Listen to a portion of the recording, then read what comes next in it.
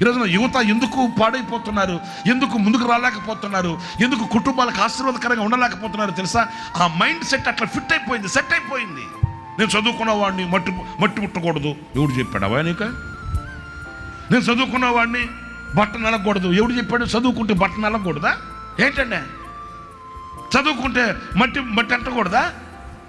మట్టితో కాదు, దేనిని ముట్టుకున్నా, ఏది పట్టుకున్నా నీ చేతిలో బంగారు కావాలి, బంగారుగా మారాలి. ఎందుకంటే నువ్వు చదువుకుని ఆ విజ్ఞానాన్ని పొందుకున్నావు కదా. పిడికడు మట్టి తీసుకుంటే ఆ మట్టికి ఒక రూపాన్ని పోయగలగాలి. నీ చురుకుదనం అలా ఉండాలి.